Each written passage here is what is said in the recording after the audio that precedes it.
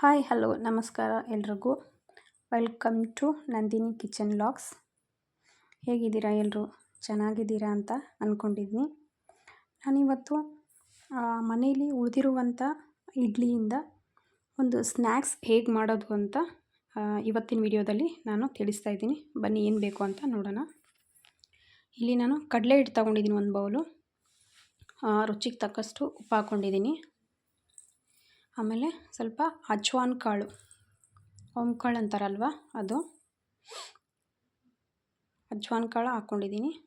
Next ಇದನ್ನು ಇದು soda, baking soda ಹಾಕೊಂಡು ಒಂದು ಪಿಂಚಷ್ಟು ನಾನು ಬೇಕಿಂಗ್ ಸೋಡಾ ಹಾಕ್ಕೊಂಡಿದ್ದೀನಿ.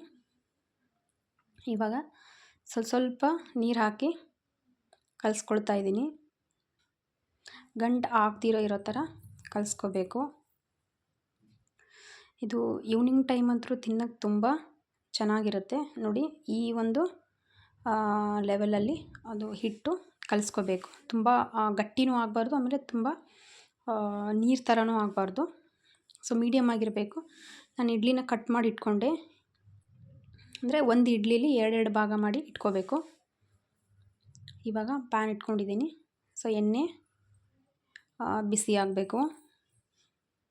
ಎಣ್ಣೆ ಬಿಸಿ ಆಗಲಿ. ಇವಾಗ ಎಣ್ಣೆ ಬಿಸಿ ಆಗಿದೆ.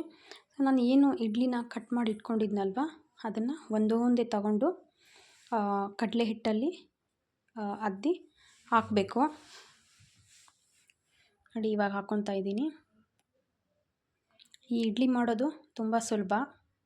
ಮಳೆ ಟೈಮಲ್ಲಂತೂ ಮಾಡ್ಕೊಂಡು ತಿಂತಾಯಿದ್ರೆ ಅಷ್ಟು ಚೆನ್ನಾಗಿರುತ್ತೆ. ಯಾರು ಹೊಸಬ್ರು ನಮ್ಮ ಚಾನಲ್ ನೋಡ್ತಾ ಇದ್ದೀರೋ ಇವತ್ತೇ ಸಬ್ಸ್ಕ್ರೈಬ್ ಮಾಡ್ಕೊಳ್ಳಿ. ನಾನು ಹಾಕಿರುವಂಥ ವಿಡಿಯೋಗಳು ಮೊದಲು ನಿಮಗೆ ಬರುತ್ತೆ. ಇವಾಗ ಹಾಕ್ಕೊಂಡಿದ್ದೀನಿ ನಾನಿಲ್ಲಿ. ಚೆನ್ನಾಗಿ ಫ್ರೈ ಆಗಲಿ.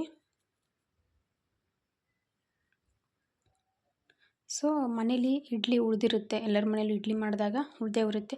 ಅದನ್ನು ಸುಮ್ಮನೆ ವೇಸ್ಟ್ ಮಾಡೋ ಬದಲು ಈ ಥರ ಮಾಡಿ ಮಕ್ಕಳಿಗೆ ಕೊಡೋದ್ರಿಂದ ಅವರು ಕೂಡ ತುಂಬ ಖುಷಿಯಾಗಿ ತಿಂತಾರೆ. ನೋಡಿ, ಇವಾಗ ಇದು ಆಗಿದೆ.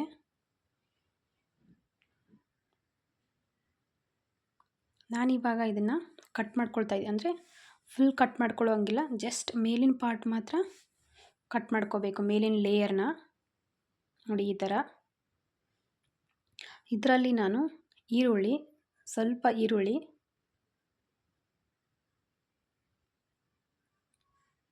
ಆಮೇಲೆ ಹಸಿಮೆಣ್ಸಿನ್ಕಾಯಿ ಒಂದು 2 ಪೀಸ್ ಅಷ್ಟೇ, ಜಾಸ್ತಿ ಬೇಡ. ಆಮೇಲೆ ಉಪ್ಪು, ಸ್ವಲ್ಪ ಉಪ್ಪು, ಆಮೇಲೆ ಕೊತ್ತಂಬರಿ ಸೊಪ್ಪು ಸ್ಟಫ್ಗೆ ಅಂತ. ಲಾಸ್ಟಲ್ಲಿ ಲೆಮನ್ನ ನಾನು ಹಾಕ್ಕೊತಾ ಇದ್ದೀನಿ ಸ್ವಲ್ಪ. ಇಷ್ಟೇ ಆಯ್ತಿದು. ಇದಕ್ಕೇನು ಜಾಸ್ತಿ ಐಟಮ್ಸ್ ಬೇಕಾಗಿಲ್ಲ, ಮನೇಲಿರೋ ಐಟಮ್ಸಿಂದನೇ ಈಸಿಯಾಗಿ ಮಾಡ್ಕೋಬೋದು. ಈವ್ನಿಂಗ್ ಸ್ನ್ಯಾಕ್ಸ್ಗೆ ತುಂಬ ಚೆನ್ನಾಗಿರುತ್ತೆ. ಆಮೇಲೆ ತುಂಬ ಈಸಿಯಾಗಿ ಕೂಡ ಇದನ್ನು ನಾವು ಮಾಡ್ಕೋಬೋದು. ನೋಡಿ, ಈ ಥರ ತುಂಬ್ಕೊಂಡ್ಬಿಡ್ಬೇಕು. ಮೇಲಿನ ಲೇಯರ್ ಕಟ್ ಮಾಡಿ. ಇವಾಗ ಆಗಿದೆ ಇದು. ಲೆಮನ್ ಹಾಕೋದ್ರಿಂದ ಟೇಸ್ಟು ತುಂಬ ಚೆನ್ನಾಗಿ ಬರುತ್ತೆ. ನೋಡಿ, ಕೊನೆಯದಾಗಿ ಈ ಥರ ಬರುತ್ತೆ. ನೋಡಿದ್ರೇ ಬಾಯಲ್ಲಿ ನೀರು ಬರುತ್ತಿದೆ. ಪ್ಲೀಸ್ ನೀವು ಮನೇಲಿ ಮಾಡಿ ನೋಡಿ, ಟೇಸ್ಟ್ ಹೇಗಿದೆ ಅಂತ ನನಗೆ ತಿಳಿಸಿ. ಇವತ್ತಿನ ವ್ಲಾಗ್ ನಿಮಗೆ ಇಷ್ಟ ಆಗಿದ್ದರೆ ಪ್ಲೀಸ್